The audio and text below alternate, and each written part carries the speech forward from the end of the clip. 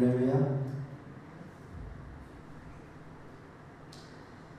우리가 지금 성령 강림 절기를 지나고 있습니다. 오늘은 성령에 대한 말씀을 전했으면 합니다.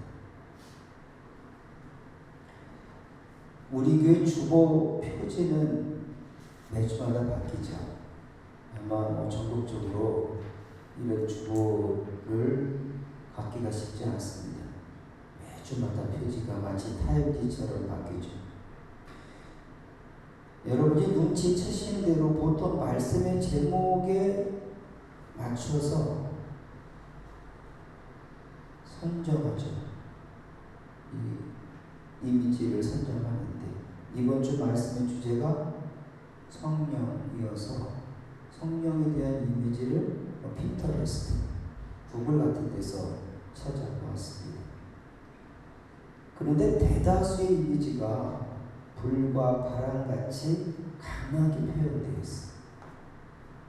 사도행전 우리가 2장에 나타난 불의 혀같이 임하는 성령을 모티브로 한 그런 이미지가 대다수였습니다. 생각해 보세요. 우리가 기도를 하는데 하늘에서 불의 혀 같은 성령이 여러분 위에 확 임해버려요. 이런 이미지예요. 불 같은 성령. 그럼 어떻게 되겠어? 내가 불을 받으면 뜨거워지겠죠. 그러니까 그들이 막 방언을 말하는데 얼마나 크게 기도를 했는지 바깥에 있는 주변에 있는 사람들이 무슨 일이 났나 보다. 그 주위로 모여들 때가 아니에요. 막 그들이 막 한 120명쯤 되는 사람이 막 방언으로 기도를 하는데 세계 각지에서 온 사람들이 자기 나라 말로 들리는 거예요. 트랜스레이터가 자동적으로 되는 거였습니다. 그것이 성령의 이미지. 많은 사람들이 그런 이미지를 갖고 있죠. 제가 고민에 빠졌어요. 올해는 한번 우리 식구들 다 기도원에 몰아가가지고 막 기도하면서 불같은 성령 막 받아서 방언을 못하면 방언할 때까지 그냥 막 그래야 되나 그런 생각을 가졌습니다. 그런데 성경을 묵상하면서 이 성령에 대한 리마커블한 다른 이미지를 발견했어요.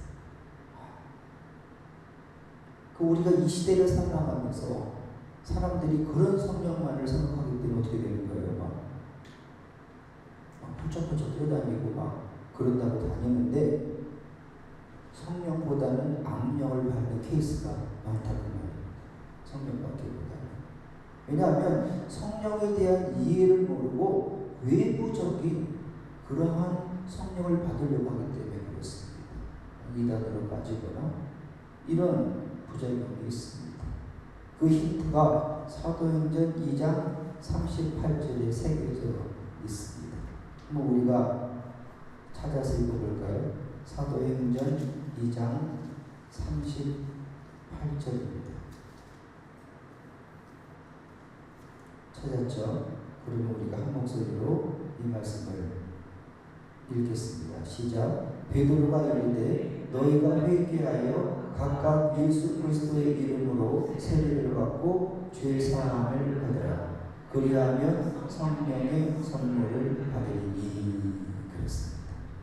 여기에 포인트가 뭘까요? 선물이죠. ESV 성경은 You will receive the gift of the Holy Spirit 이렇게 말했습니다. will receive 네가 받게 될 건데 근데 기프트는 거예요. 기프트 홀리 스피리트를 기프트로 받는다는 것입니다. 거룩한 영을 선물로 받는다라고 번역했습니다. 제가 이 구절을 보고 굉장히 즐거웠습니다. 여러분 어떠세요? 성령을 선물로 주신다는 말씀이 정겹고 그리고 스윗하게 느끼지 않나요? 네? 여러분 선물을 받아 받았던 그런 감정들 기억하잖아요. 어때요? 자꾸 그분 간에 선물을 받으면 마음이 아주 좋잖아요. 선물은 누구나 좋아하고 기대합니다. 그리고 선물은 조건적이지 않아요. 그러므로 선물은 상대에 대한 배려와 존중이 담겨 있습니다. 그 사람에게 어떤 선물을 할까? 그렇지 않나요? 존중과 배려가 담겨 있어요. 그렇기 때문에 선물은 거래 조건이 아닌 것입니다. 내가 이걸 줬으니 당신이 다음에 날 주시오가 아니에요. 선물은 그렇기 때문에 일방적인 것입니다. 성경에 보면 빌립이 전도를 시작합니다. 집사 빌립이. 그런데 마술사 시몬이라는 사람이 있었습니다. 그 사람이 막 마술을 부려가지고 많은 사람들을 막 이렇게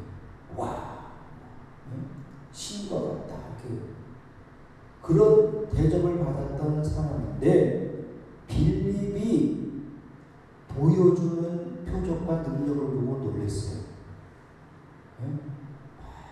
안수와 기도하니까 아픈 사람이 박도 일어나고 귀신이 쫓겨나고 내가 가진 마술은 아무것도 아니에요. 그러니까 시몬이 세례를 받고 빌립 뒤를 쫄쫄쫄쫄 따라다니는 사람이 되었어요. 그런데 사마리아에 복음이 들어갔다라고 하는 말을 예루살렘 교회가 들었어요. 그래서 두 사도를 파견했는데 그 두 사도가 베드로와 요한이었어요. 그러니까 베드로와 요한이 온다 그러니까 여러분처럼 말씀을 들으려고 이렇게 따라왔어요.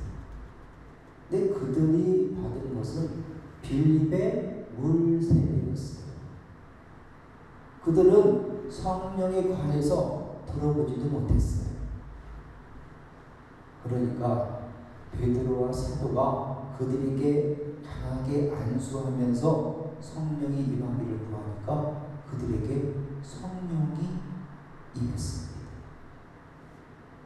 그 모습을 시몬이 보고 깜짝 놀랐어요.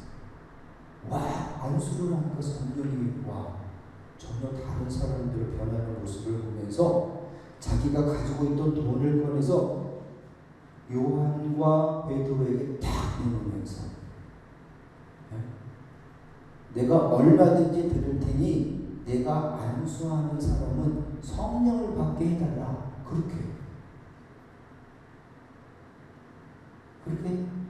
요청했습니다.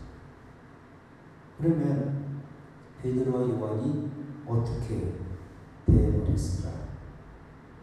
사도행전 8장 20절의 말씀을 보면 내가 하나님의 선물을 돈 주고 살 줄로 생각하였으니 내 은과 내가 망할지어다 그랬어요. 성령을 뭐라고요? 하나님의 선물이에요. 그 돈을 주고 거래를 해서 얻는 게 아니라고 말합니다. 그러니까 선물이라고 하는 이미지를 생각하니까 좋았어요.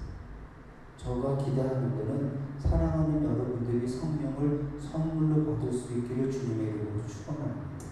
내가 뭐 성령을 받으려고 막 그러는 것이 아니라 하나님께서 기꺼이 주시는 선물로 받으려고. 왜냐하면 이것은 약속이기 때문에 그렇습니다. 이 누가는 그리스인이었어요. 히브리 사람이 아니에요. 그런데 그는 바울의 주치의였습니다. 만약 누가가 없었다면 이 사도 바울이 못했을까 하는 생각이 들어요. 사도 바울은 감당할 수 없는 불치병이 있었다고 그러는데 전해지는 바에 의하면 간질이었을 거라고 말하고 있어요. 여러분 간질병 환자 봤어요? 우리 친구 고등학교 친구 중에 간질병 환자가 있었습니다. 갑자기 몸을 흔들면서 넘어지면 눈이 막 돌아가면서 그럼 어떻게 해보면 그런 사람 봤어요? 간질 환자들? 그럼 그냥 가만 내버려두는 거 아니야. 이걸 뭐 어떻게 할 수가 없어요. 근데 그런 상황 안에서 만약에 그것이 뭐 영화의 혹한의 기인데 그러면 어떻게 되겠어요? 그러니까 이 누가가 곁에서 사도 바울을 끝까지 지켜줬어요. 그만큼 누가만큼 이 바울을 통하여서 예수 그리스도에 대한 이야기를 들은 사람이 없었어요. 이 누가가 우리 성경에 보면 중요한 두 가지 책을 쓰잖아요. 그게 뭐예요? 누가복음, 그리고 또 하나가 사도행전이에요. 성경에 누가복음과 사도행전이 빠졌다. 그럼 어떻게 됐겠어요? 그만큼 누가의 위치가 분명한데 이 사도행전에는 성령을 비중 있게 다루고 있어요. 그래서 사도행전에 대한 닉네임이 성령행전이기도 한 것입니다. 그렇게 불러요. 사도행전을 성령행전이다. 왜냐하면 사도행전은 예수님의 승천 이후 예수의 부재를 전제를 하고 있어요. 예수님이 없어요. 하나님 나라로 올라가셨어요. 근데 이 남아있는 사람들이 여전히 그리스도인으로 살아야 된다는 말이에요. 예수 그리스도의 부재. 그래서 사도행전 1장 2절에서는 그가 사도들에게 성령으로 명하시고 4절에는 예루살렘을 떠나지 말고 내게서 들은 바 아버지의 약속하신 것을 기다리라 그랬어요. 그래서 성령을 받을 때까지 예루살렘을 떠나지 말고 하나님의 성령을 주겠다고 약속했으니 어떻게 하라고? 기다리라는 것이었습니다. 그 이유는 너희가 몇 날이 못되어 성령으로 세례를 받을 것이다. 이렇게 예수님이 약속을 하시고 승천하셨습니다. 프라미스, 이 약속이라고 하는 것은 왜 이 기다림과 짝을 이루고 있습니다. 여러분, 약속한 것을 기다리려면 어떻게 돼요? 기다려야 돼요. 그 때를 기다려야 돼요. 요즘은 생강씨를 심어놨습니다. 생강씨가 참 빨리 나지를 않아요. 안 난다고 맨날 나는 해치면 어떻게 되겠어요? 때가 되면 어떻게 돼요? 삭산이 안 되니까. 삭산이.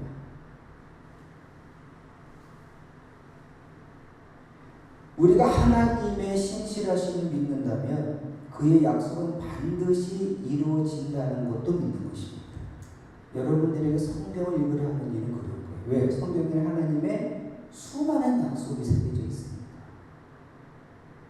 약속.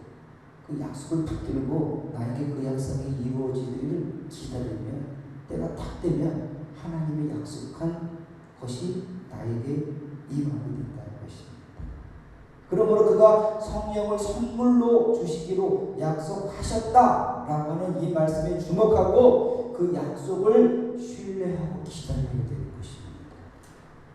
내가 성령에 대한 관심도 없고 성령에 대한 기대도 없고 그러면 어떻게 되겠어요? 약속이 성립이 안 되는 거예요. 약속이. 하나님의 성령으로 너에게 주겠다고 약속했어. 기다려라. 우리가 기다려. 하나님이 그 기다리는 자에게 성령을 주신다라고 하는 것입니다. 저는 그래서 커넥션이라고 하는 접속이라는 단어가 생각났습니다. 선물은 아무나 주고받는 게 아니에요. 그렇지 않습니까? 생판 모르는 사람들에게 주면서 선물이요 그러는 사람은 아무도 없어요. 적어도 서로 아는 사람 사이라는 조건이 만족돼야 돼요. 내가 그 사람을 알아가겠다든지 아니면 아는 사람이에요. 그러므로 믿음이라고 하는 것을 그리고 믿음을 살아가는 우리는 하나님과 예수 그리스도를 알아야 되는 것입니다. 그것을 사도 요한은 사귐이 있다고 했어요. 우리가 예수 그리스도에 대한 사귐이 있어야 되는 것입니다. 저는 그 비유로 플러그인을 떠올립니다. 우리는 온통 플러그 세상을 살고 있습니다. 한번 돌아보세요. 선풍기, 캠코더, 이 모든 기타, 키보드 다 뭐가 있어요? 플러그가 있어요. 플러그. 근데 플러그가 있다고 해서 모든 기계가 작동하는 게 아니에요. 이 플러그가 작동하려면 뭐가 있어야 돼요? 콘센트가 필요해요. 콘센트. 이 콘센트가 적어져요. 그래서 꼽아야 된다니까. 플러그만 있다고 해서 되질 않아요. 콘센트가 있어요. 콘센트에 접속하게 될 때 우리는 거기서 나오는 파워, 전력을 통해서 우리가 필요한 것을 이용할 수가 있는 거예요. 이것이 하나의 원리입니다. 예수님은 가르침을 통해서 이것을 우리에게 말씀을 하셨는데 그것은 이 플러그인에 대한 소중함을 강조하신 겁니다. 조금은 다른 방식으로 설명해 주시긴 했지만 요한복음 15장을 보면 예수님은 뭐라고 말씀했냐면 나는 포도나무요 너희는 뭐다? 가지다. 그렇게 말씀을 하셨습니다. 4절로 가면 예수님은 내 안에 거하라 나도 너희 안에 거하리라 이렇게 말씀하시면서 가지가 포도나무에 붙어있지 아니하면 절로 열매를 맺지 못하는 것처럼 너희도 내 안에 있지 아니하면 그러하리라 이렇게 말씀했어요. 네? 가지가 포도나무 원줄기에 안 붙어 있어. 그럼 어떻게 되겠어요? 네? 원줄기로부터 오는 영양분이 없어요. 우리 집 대문 옆에 감나무가 하나 있거든요. 근데 지난 겨울에 추워서 싹이 나는데요. 많은 가지, 몇 가지가 죽었어요. 다른 가지는 막 잎이 올라와가지고 이렇게 감나무 열매가 막 달려있는데 좀 죽어있어요. 왜 죽어있을까요? 접속이 안 돼요. 얼어 죽은 거야, 겨울에.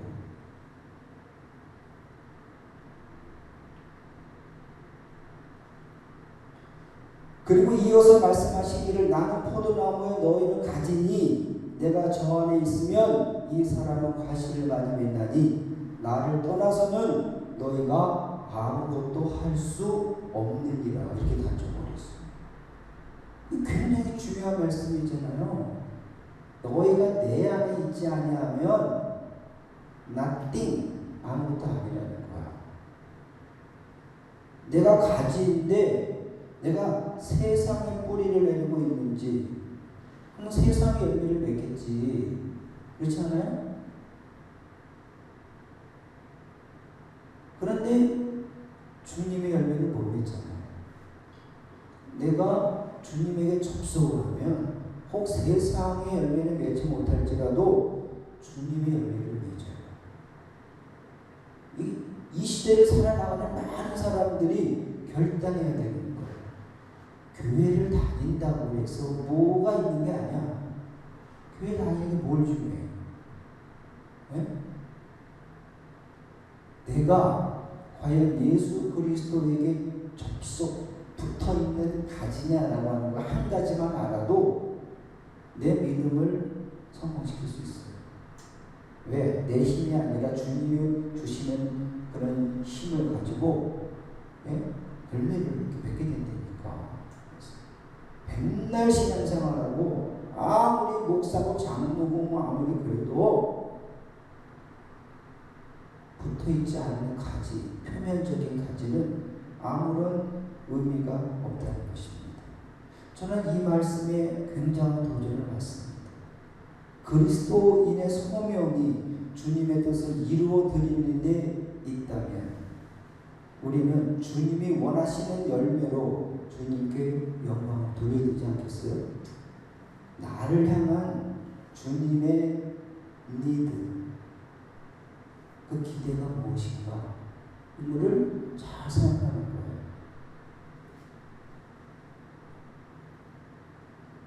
그렇다면 우리가 어떻게 주님의 열매를 맺을 수 있을까요?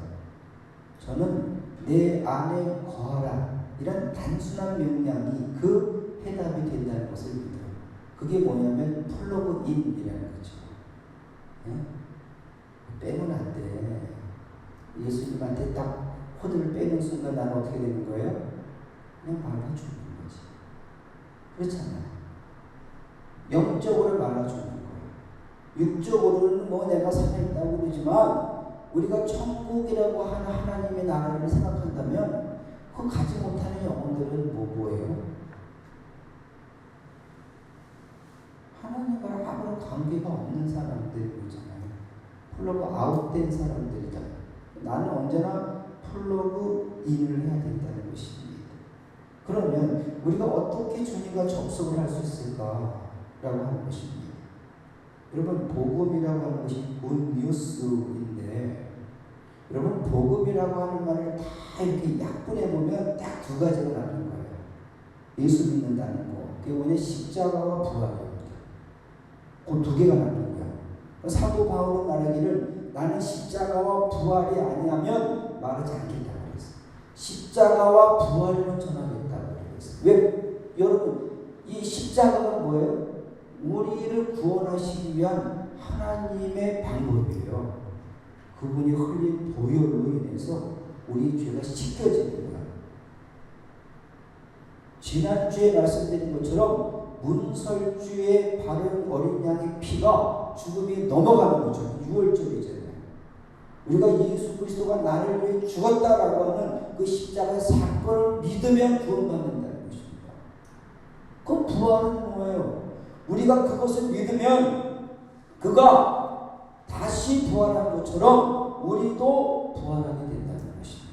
여러분, 부활한다는 게 뭐예요? 새로운 생명을 뉴본 새 사람이 되는 거고, 새 사람이 된다 그러면 새 나라에 들어갈 수 있는, 그렇지 않아요? 새 나라에 들어갈 수 있는 자격을 얻는 거 아니겠습니까? 우리는 죽어서 끝나는 것이 아니라 죽어서 반드시 주님처럼 부활해야 되는 겁니다. 이것이 바로 복음의 내용입니다. 그런데 이는 우리를 구원하시려는 차별 없는 하나님의 뜻인 거예요. 주님이 뭐 누구는 구원하고 누구는 안 하고 이렇게. 요 사모님이 그래요. 요 사모님이 5살에 유치원을 갔대요. 5살에. 가다가 졸업사진이 있는데 막 찢어졌어요. 이렇게 한 장짜리더구만. 근데 5살이 갔으니까 초점을 못 잡아. 사진에 초점을 못 잡고 있는데요. 그 옆에 있는 아이들이 X, 동그라미, 세모 이렇게 돼 있어요. 이렇게. 5살짜리가 X 이렇게 해가지고요. 다 해놨다니까. 5살짜리가. 그러니까 하나님은 우리를 다 구원하려고 마음을 먹었지만 모두가 다 어떻게 돼요? 천국에 가는 게 아닌 거지. 그죠? 천국에 다 가는 게 아니에요. 차별 없이 모두를 구원하기를 원하지만 그렇다고 해서 모든 사람이 구원받는 것이 아닙니다. 이 구원을 받기 위해는 한 가지 조건이 있어요. 여러분, 믿음은 차별도 없고 제한도 없는 하나님의 능력이지만 무엇이 있어야 된다?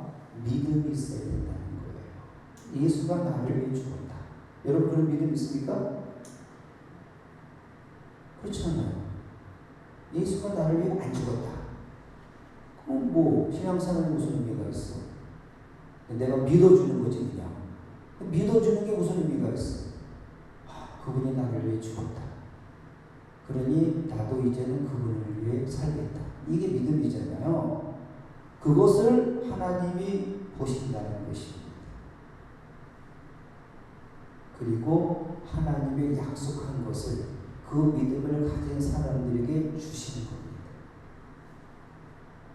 그러니까 믿음으로 주님께 나아가면 구원을 베풀어 주신다. 이것이 처음 교회의 메시지였습니다. 주 예수를 믿으라. 그리하면 너와 네 집이 무엇을 얻으리라? 구원을 얻으리라. 이게 초대교회의 메시지였습니다. 예수님은 승천을 앞두고 자신의 동시대를 살지 못한 사람들과 어떻게 커넥션을 하실 것인가에 대해 깊은 말씀을 가졌어요. 내가 없잖아, 예수 그리스도가. 근데 나 없이 나를 믿고 살아나가는 사람들이 어떻게 이 세상을 살아갈 수 있을 것인가에 대한 고민을 하셨다는 거예요. 우리 예수님은 그렇게 바보가 아니야. 대안을 충분히 준비하셨다는 것입니다. 저는 그래서 네트워크라고 하는 단어가 생각났습니다. 주님은 네트워크 환경을, 영적 환경을 설정해 놓으셨다고 말해요. 그래서 요한복음 14장 26절에 보면 보혜사 곧 아버지께서 내 이름으로 보내실 성령, 그가 너희에게 모든 것을 가르치시고 내가 너희에게 말한 모든 것을 생각나게 하실 것이다 라고 말했어요. 아버지가 보내시는 성령, 보혜사 파라클레토스, 내 곁에서 나를 도우시는 이 성령을 보내. 그가 하는 일은 내가 너희들에게 말한 모든 것을 생각나게 한다는 거예요.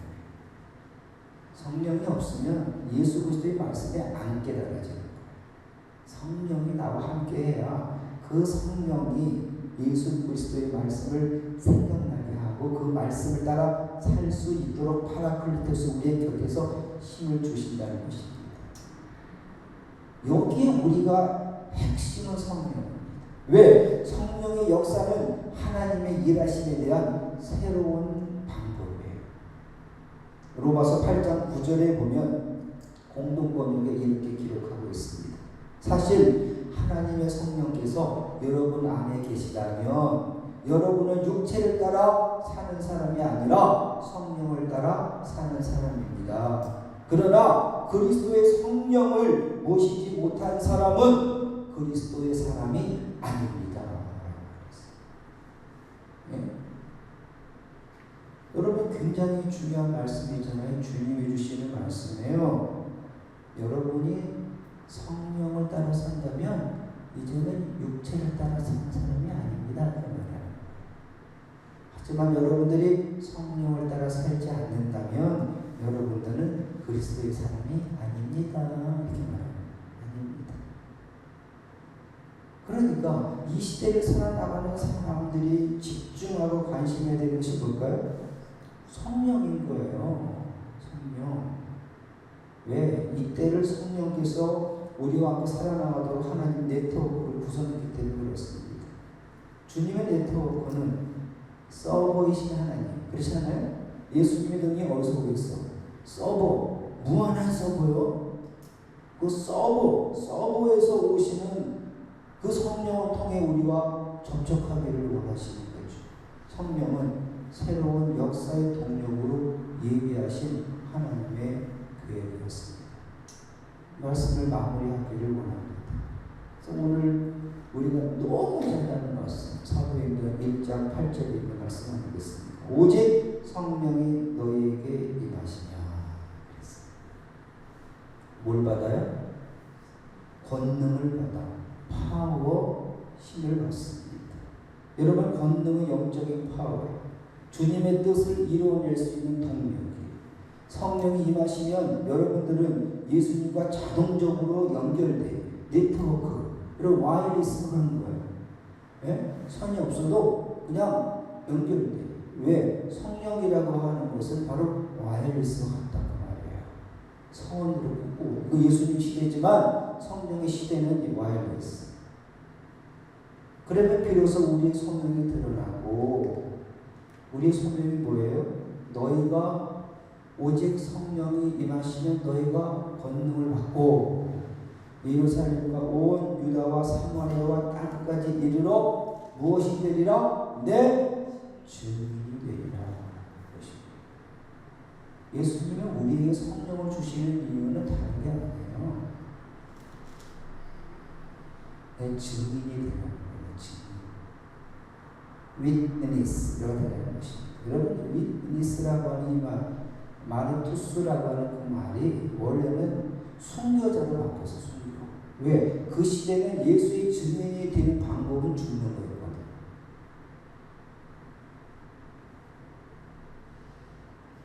여러분, 폴이라고 영화를 보면 브리스가와 아굴라에게 누가가 찾아가요. 디모데가 누가가 찾아갑니다. 그래서 사도 바울에게 많은 이야기를 들어요. 그래서 이 복음서나 사도행전을 쓰는 그렇게 얘기 되잖아요. 그걸 보면 길의 가로수가 그리스도인이에요. 사람을 묶어놓고 기름을 뿌리고 불을 붙여가지고 그 사람들이 가로수니까 그 장면이 나와요.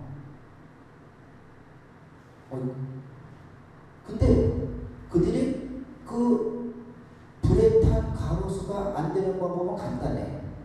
너 예수 믿을래? 아니요, 한마디만 하면 돼요. 그럼 누구나 다 살려준다니까. 이걸 거부 안 하는 거예요. 거기서 그냥 가로수가 되는 거예요. 그래서 위트니스, 주님의 증인이 되는 것은 곧 순교하는 것이다라고 하는 동료가 됐어요. 그 사람들의 피가 우리 시대에 이렇게 편안하게 예수 믿게 되는 동력이 된 거예요. 그들이 다 예수 포기하고 아니요 다 벗어났어요. 그 죽음을 불사하는 그 증인이 되고자 하는 그들이 로마를 정복해버린 거 아니에요. 많이 걸리지도 않았어요. 300년도 안 걸렸어요.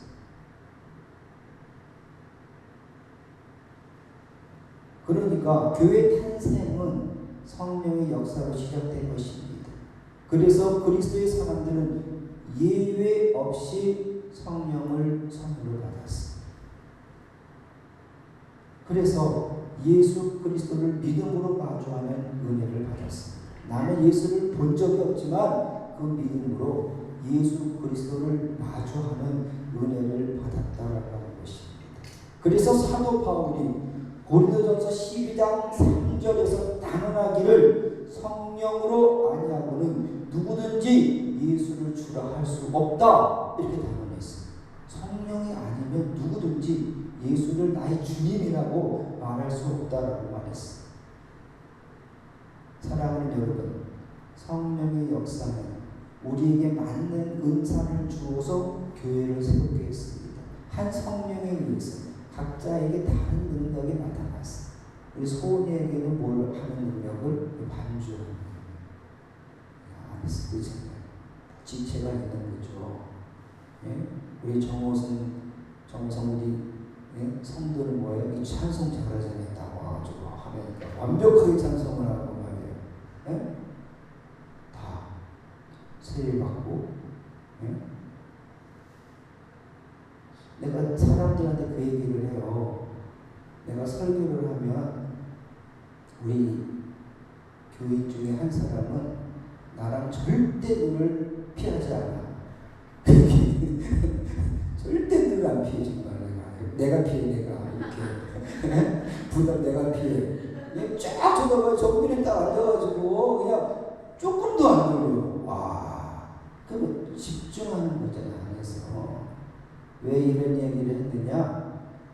말씀을 너무 쉽게 그게 아니라 진리의 말씀이 전하면 성령의 역사로 그 말씀을 알게 하는 거죠.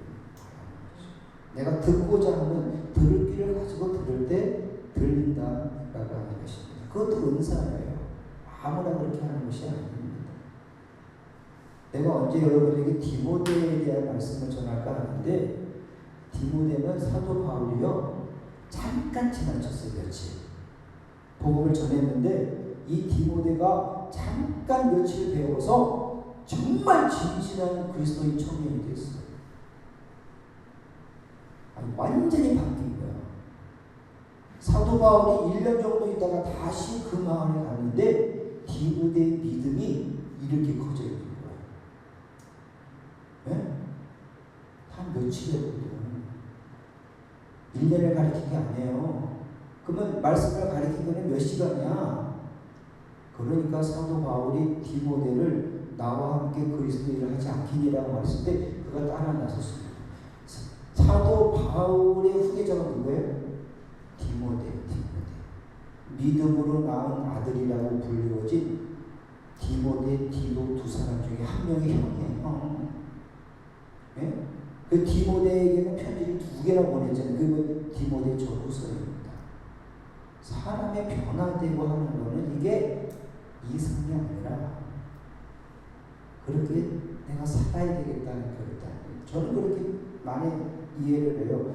불을 껐다 켜는 게 이게 불을 켜는 게 아니야. 딱 내리면 어떻게 돼? 꺼지고 어떻게 하면 어떻게 돼? 켜지는 거예요. 예수를 믿고 변화되는 것도 이 순간인 거지 지리하는 게 필요하지 않다는 것입니다.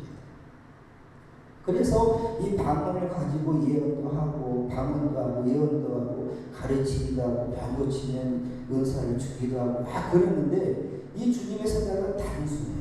고린도전서 12장 7절에 보면 각 사람에게 성령의 나타남을 주심은 유익하게 하려 하십니다. 할렐루야.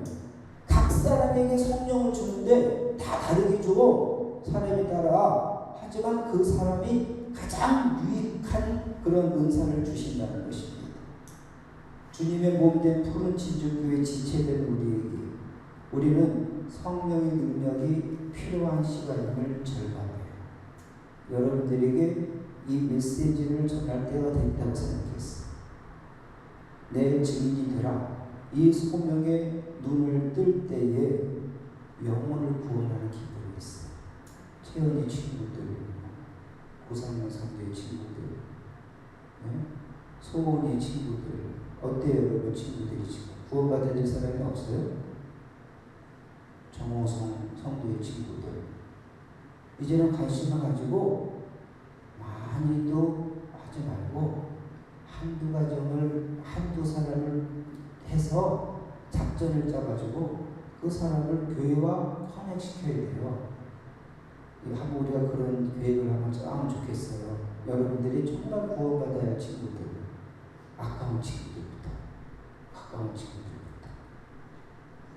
그래서 그들이 여기 앉아가지고 우리 구상민 성도처럼 눈을 뚫어지게 나를 바라보 말씀 듣는다면 그걸 바라보는 채연이는 얼마나 기쁘겠어요. 그렇지 않아요?